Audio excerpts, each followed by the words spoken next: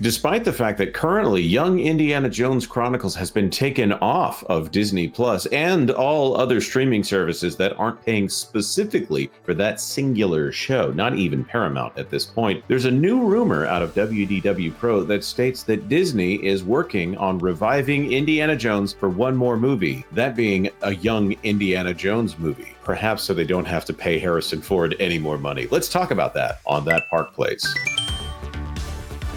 Hello, I am Jonas J. Campbell, an investigative reporter for That Park Place, and here with me is amateur archaeologist, Mr. VashSky. Vash, I don't know what you've gotten your hands on, but it belongs in a museum. Probably does belong in a museum. I think I got the fedora somewhere, the bullwhip out. Oh man, new Indiana Jones. How could you not be excited? Oh wait, it's modern Lucasfilm.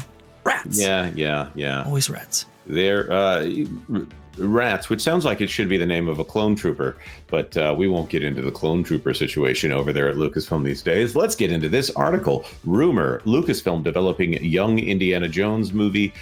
This being reported here by John F. Trent, but it's a new rumor out of WDW Pro. A Young Indiana Jones movie is allegedly in development at the Walt Disney Company and Lucasfilm, according to Scooper WDW Pro in a recent video uploaded to his YouTube channel. Scooper WDW Pro shared that a Young Indiana Jones movie is in development. He relayed, "I have a source who has been right in the past and tells me that it appears Lucasfilm is doing some developing, shall we say, maybe some preliminary work on what it would look like to do a Young Indiana Jones movie in which Indy would be around the age of 14, would clearly not be played by Harrison Ford, and they may believe that's young enough that it wouldn't be a problem for the character to not be played by Harrison Ford." Vash? There's not a long list of people who have played Indiana Jones below the age of Harrison Ford, whatever that age might be at the time. It's in fact, a pretty short list. Have you watched any of the Young Indiana Jones Chronicles? You know, I unfortunately have not watched any of the Young Indiana Jones Chronicles. I know my brother raves about it. He's like, "You gotta pick this up," and I'm like, "I know," as soon as I get time to do anything. But no, well, I mean, you're correct, though. Very few people have actually donned the fedora playing the role of Indiana Jones at all, other than Harrison Ford.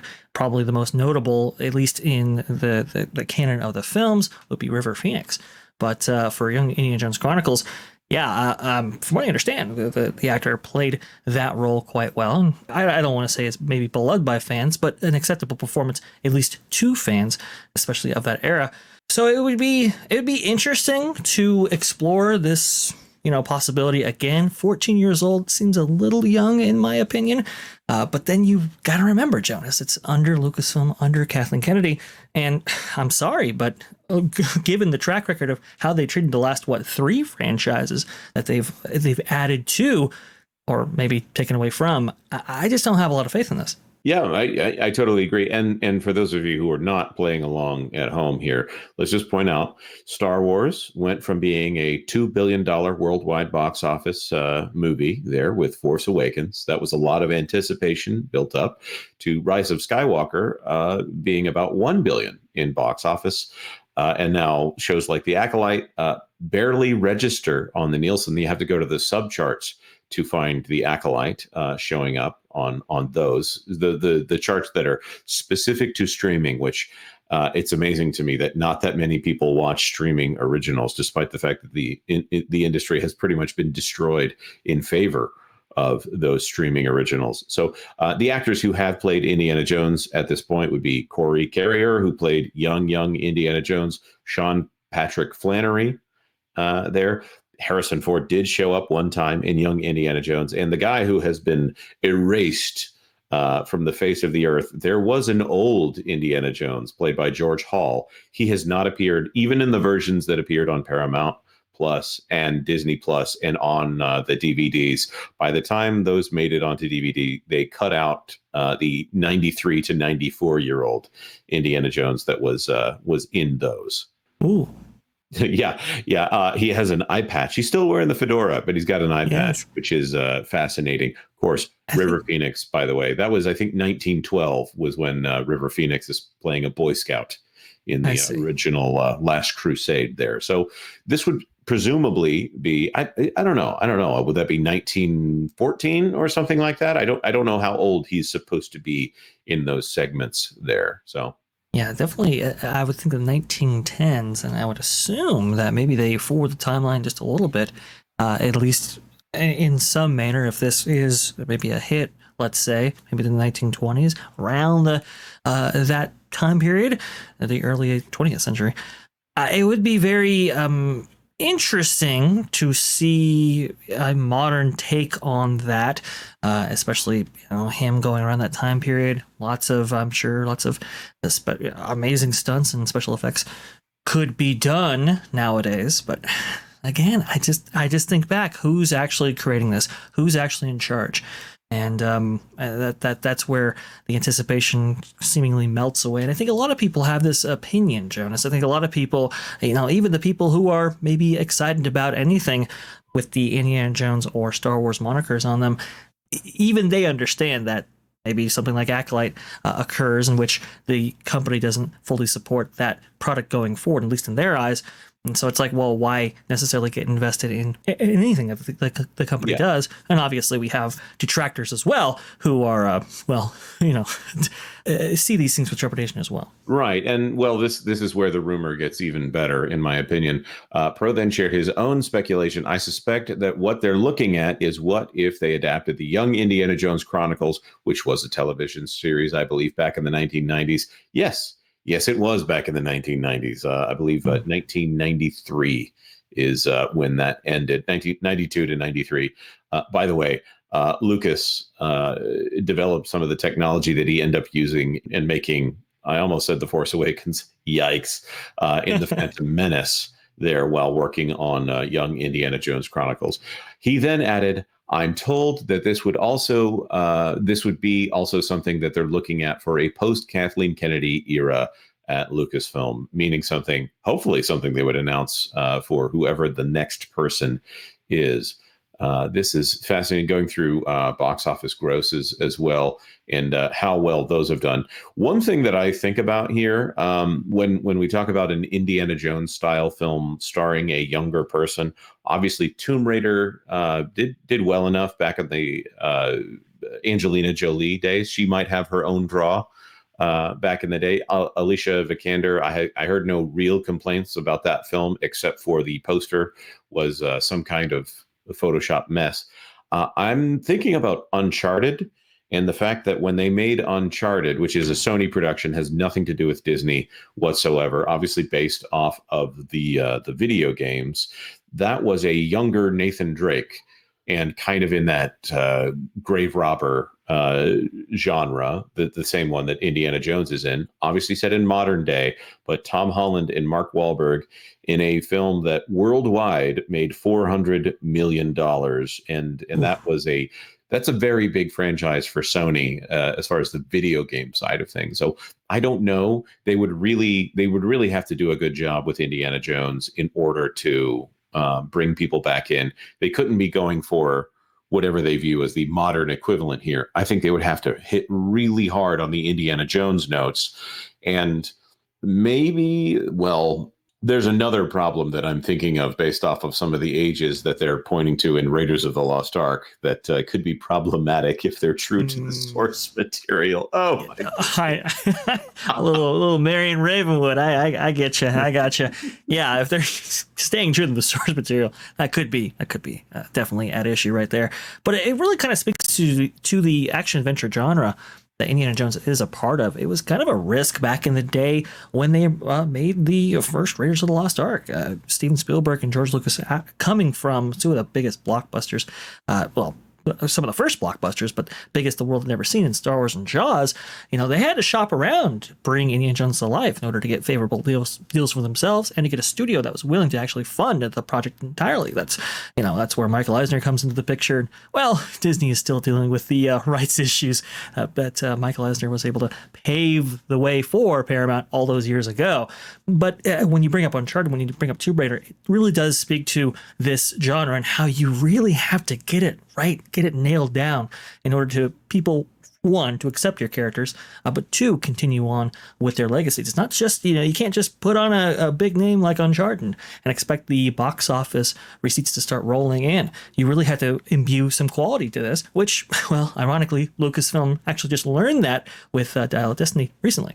I totally agree, and they can't just slap the name on there. That is, of course, it's about as effective as saying it's Lucasfilm, despite the fact that George Lucas is no longer there. I know he has an open invite that he can show up anytime he wants or something like that, but they didn't make his treatments for the spin-off trilogy here, which I would have called the sequel trilogy if he had been the one that made it. Caroline Reed at Forbes right here reported that the film failed to cover its costs at the box office, talking about Dial of Destiny here, according to financial statements released on Friday that showed that Disney spent $134.2 million more on making the movie than it is understood to have received in ticket sales. By the way, my latest figures that I have, and this is just based off of what they spent through 2023, I want to say, is 305 million pounds. Based off of today's foreign exchange rates, I would put that around 400 million that it cost to make that film. So just slapping the name Indiana Jones on something does not automatically translate into billions of dollars of success or anything like that. So I appreciate that Lucasfilm right now has only a handful of IP that they can really work with. I think right now the only fresh ground that they can actually do something with would be like the Secret of Monkey Island films, which if you're at Lucasfilm right now, if you are Kathleen Kennedy, please do not greenlight a Secret of Monkey Island film. It would be a disaster if it has any of the current regime's name attached to it. Dave Filoni does not need to be the chief creative officer in charge of that one. Keep him in Star Wars, specifically animated Star Wars, where he belongs, and hire someone outside of the company to work on a Monkey Island film or Red Tails. Or Red Tails. Well, that's the thing. I'm surprised that they would take Indiana Jones in this direction here with a film starring maybe a child actor, 14 years old. I would have thought that either animation or a series for Disney Plus would have been the natural extension for this character.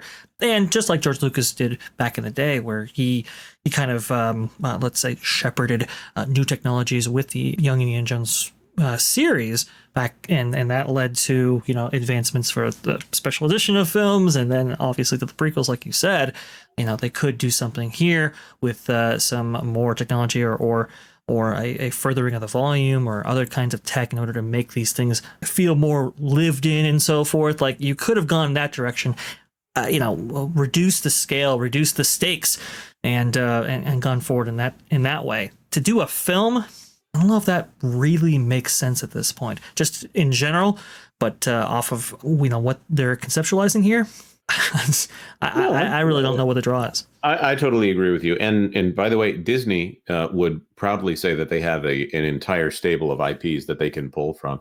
Obviously, we're looking at a Freaky Friday sequel, and Lilo and Stitch. By the way, the live action Lilo and Stitch is they're so desperate right now that they're taking a Disney Plus movie and putting it into theaters. Now, I think that I'm not speaking to the quality of that film. I don't know much about it at this point, but Disney Plus budget and being put into theaters, it is the only way they're going to make money on that one. So there are so many properties that Disney could make a movie on right now, and I don't understand why they would go here. That's true, but you're leaving out Princess Diaries, and we just learned that the third one might actually be involved. It sounds like such a strange. You've pulled it out of me. I've written this tweet and pulled it back several times. Princess Diaries are essentially a child-friendly reboot of the Pretty Woman series in some way. Obviously, it's not the same characters, it's not the same setting, and it's My Fair Lady, except with a woman of the night instead of a woman of the streets. But Princess Diaries is Gary Marshall taking a lot of the same ideas from Pretty Woman and putting them in a fantasy fairy tale world. That movie lives and dies off of Gary Marshall. I love Gary Marshall, but he's not around anymore. And I don't identify the current director, writer, whatever you want to say, as someone who has that Gary Marshall voice. That is not a great impression of Gary Marshall. It's just how he sounds in my head. So Disney, please do not screw up Princess Diaries 3, and do not let Anne Hathaway have any creative control whatsoever over that film. Vash, we need to wrap this up because I will rant about that film. And Princess Diaries too, also pointing out the fact they got Mary Poppins. They got Julie Andrews to actually sing on the Princess Diaries 2 soundtrack. And according to Gary Marshall, they had a bunch of tattooed guys, the sound guys holding the booms. They're tearing up on set, finally getting to hear Julie Andrews sing for the first time since that awful botched surgery back in the day. That is, who knew that there could be so much history based in Princess Diaries 2, The Royal Engagement, also where Chris Pine got his big break. There's an entire segment of the audience, this testosterone fueled part of the audience, that is like, why are we talking about the Princess Diary films for so long? I showed up for Indiana Jones. Let's wrap this up. Throw your comments in the comment section down below. Please like this video if you like this video. Please start a fan petition to let the Princess Diaries series live in peace, and consider subscribing to That Park Place for all the news that should be fun. Thanks for watching That Park Place News. For more information, consider checking out www.thatparkplace.com. And don't forget to subscribe, share, like, and send this out on your favorite social media accounts.